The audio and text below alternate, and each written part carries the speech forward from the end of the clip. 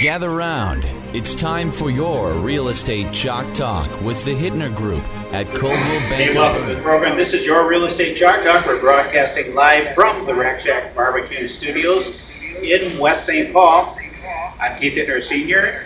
Junior is at my side with the money man, Kelvin Kaemingk, keeping us on top of home financing trends and tips on how to get the best home loan deal. Call Kelvin directly at 651-231-2500, 651-231-2500. Check out our show website, realestatechalktalk.com, as a resource and tools and vendors that you can call, or call us directly, 612-627-8000, that's 612-627-8000. And we are taking live calls today because we're live and remote from West St. Paul, so be sure to give us a call with your questions, 612-627-8000. Hey, guys, it's the holiday party season, so call the Rack Shack BBQ Catering Hotline at 612-326-0430. Remember, this is the front end of the program. You got to have your pens in your hands, 612-326-0430, to order your holiday party feast. Feed your guests mouth-watering smoked meats, signature sides and sauces, all at a very low cost per serving. It's easy. Just call Elliot. Call him at the number 612-326-0430. And he can help create your menu at a price that works within your budget. Remember, Rack Shack BBQ is America's food, and that's the right thing to do. And this week in the studio, Kelvin's taking a breath. I can hear him breathing in there. He can't wait to start talking. With us this week, we've got Gina Enderling is the top agent with the Hittner Group. We're going to be chatting with her about her business and how she approaches it. It's our own gal, and you butcher her name. What? Enderling.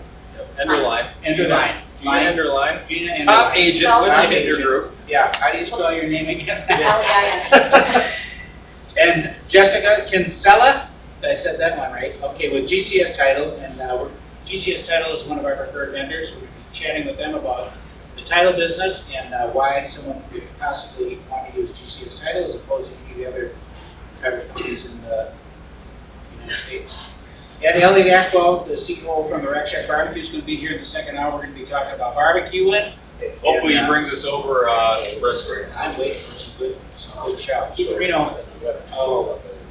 What am I doing here? Yeah, what are we going to do? What are you doing here today? Well, we're in West St. Paul at the Rack Shack BBQ, so we're going to talk a little bit about West St. Paul, throwing Calvin for a curve there a little bit, but we're also going to touch on Shakopee, the real estate market there, what's going on. And we have a couple of down payment assistance programs that we have access to for West St. Paul and for Shakopee. Those are two very different communities, and so we're going to touch on those today. We'll also chat about some new secret sales that are available out there.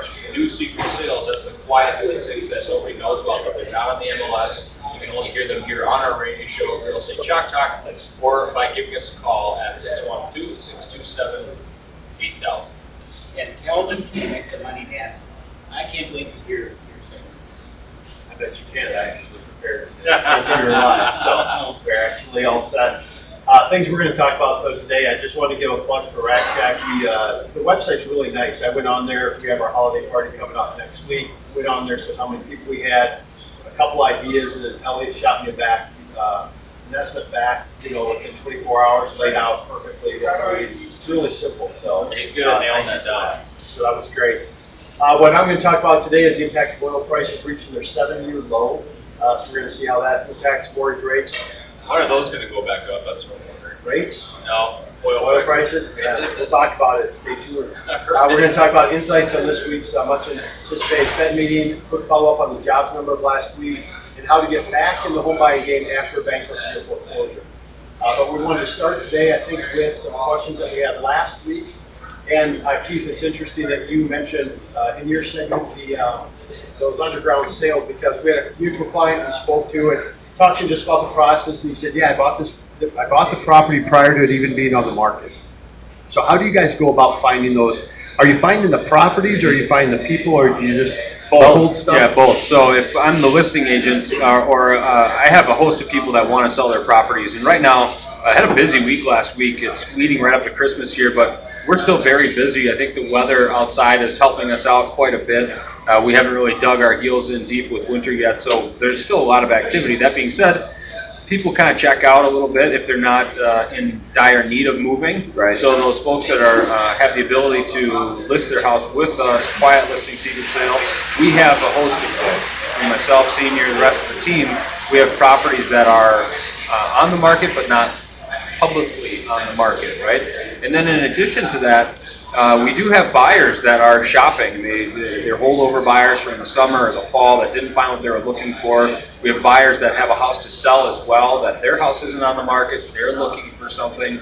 And so we network within the team to find out if there's anything that we can match up. And then in addition to that, other players in the real estate business come to us and say, hey, we have buyer needs, we have things that we're looking for that we can't find on the open market. And we try to put it all together. I think it would be great if everybody just listed their properties and put them out there on the market, but that sometimes isn't the nature of the transaction. So we have to dig. What else is interesting is I talked with a person that we're pre-approving right now for you, and they said, Keith does such an awesome job. It's kind of unique what he's doing right now. So talk about the uniqueness you do so this client has an area they want to live in. Mm-hmm. But there's nothing available. And there is shorter inventory right now available. And so I was talking to them, and you and I touched on it earlier this week as well. Talk about what you do. It's dramatically different than I've ever seen in the real estate business of how you go about trying to find a home for your clients, your buyers. So this one in particular, it's a price point, and it's a challenging price point. It's $500,000 to $750,000. So it's a big swing.